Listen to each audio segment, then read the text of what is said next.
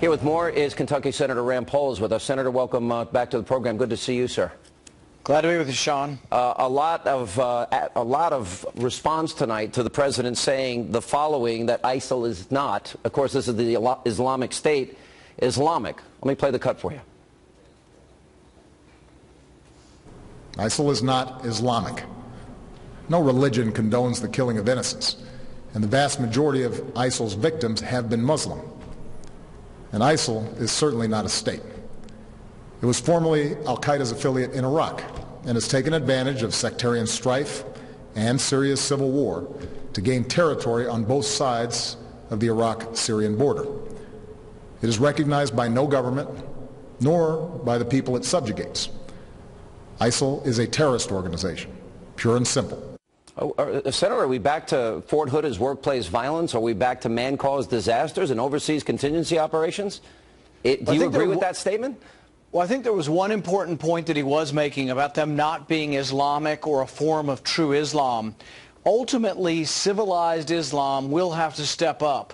We need to do everything we can to protect ourselves. I'm all in for saying we have to combat ISIS, but also the ultimate war, the long war. Whoever knows how long, ultimately is going to need allies from civilized Islam. So I think it is important, not only for the American public, but for the world and for the Islamic world to point out that this is not a true form of Islam. This is an aberrant form that should not represent most of the civilized Islamic world. But there's a pattern here, and that is the official position of our government right now is that what happened at Fort Hood was workplace violence. Granted, they're not a state, but they do want to establish a caliphate. I got the sense, listening to the president tonight, that maybe he doesn't understand what the ultimate goal of a caliphate is. I don't know that he was trying to diminish their importance. I would say that he was trying to make the point to the Islamic world that this isn't a true or accurate depiction of Islam, because ultimately we do need, and most of the allies around that also are offended and also are worried about the rise of ISIS are also Muslim nations. And I think they will rise up, and ultimately the ultimate victory, there are going to be short-term victories in the war on terror and the war on radical Islam, but the long-term victory is going to require allies who are part of the civilized Islamic world, which is the majority of the Islamic world, but they have to step up because, frankly, they've been allowing too much of this to go on, and, frankly, countries like Saudi Arabia, I think, have aided and abetted the rise of ISIS. The president proclaimed tonight that America is safer, and then he used the success quote in Yemen and Somalia as examples. I don't think they'd be two examples that I would point to of great success, in my humble opinion.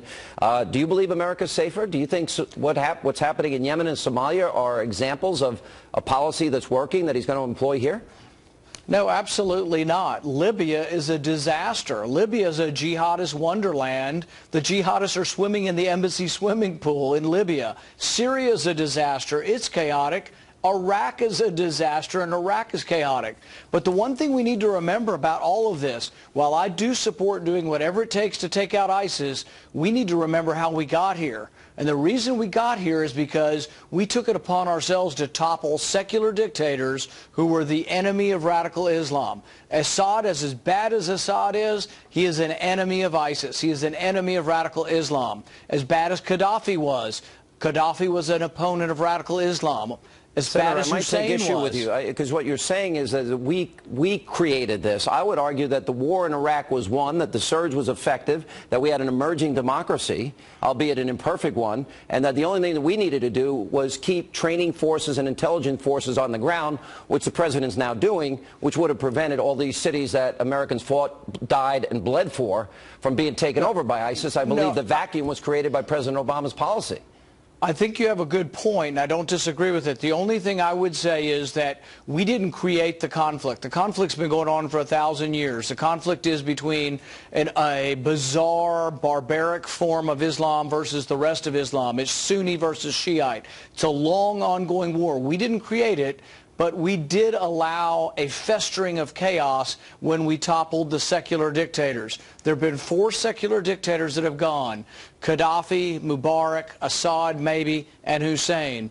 Every time the secular dictator has failed, chaos has arisen and radical Islam has become dominant. Radical Islam is our enemy in all of those countries, so we need to understand how we got here in order to figure out how to fix it. I think you're right. I think we do need to understand how we got here. But if you agree with me that we won the war, a democracy was emerging, and that our role was, President bragged tonight about taking home those 140,000 troops.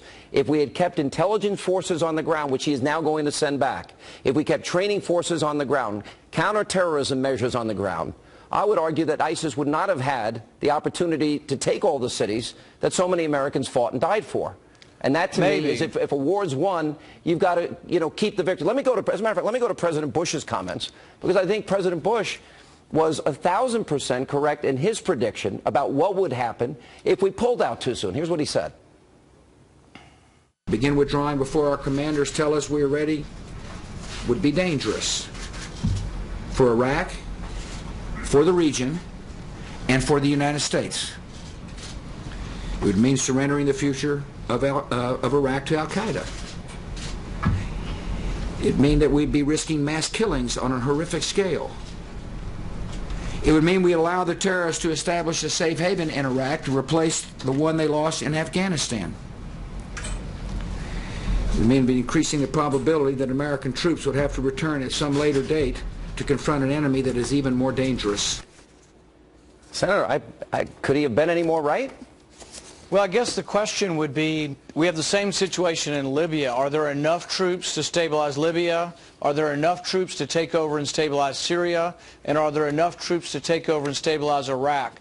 There is an argument to be made that Iraq is not really a country and that it's difficult to create a nation out of something that has never been a country. It was created artificially after World War I and involves warring tribes between Sunnis and Shia who have been fighting each other for 1,000 years. Yes, leaving troops might have helped stability, but it might also be that countries like Iraq and Afghanistan are not real countries and they will devolve into tribal warfare no matter how long we stay. Do you think the president needs congressional approval before taking any military action? I know you've been saying that in the days leading up to the speech. Yes, absolutely. The Constitution's very clear. They debated this in the beginning.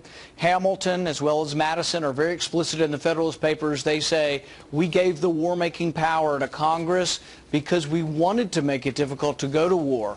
Now, this is an intervention, and I don't always support intervention, but this is one I do support. But I think the president would be more powerful, the country would be more united. He should have come before a joint session of Congress, laid out his plan, as he did tonight, and then called for an up or down vote on whether or not to authorize him to go to war. Do you believe by not going to Congress it's unconstitutional? Yeah, it isn't the constitutional way. It doesn't in any way represent what our Constitution dictates, nor what our founding fathers intended. So it is unconstitutional what he's doing. Senator, thank you so much. Senator Rand Paul, appreciate it. Thank you. And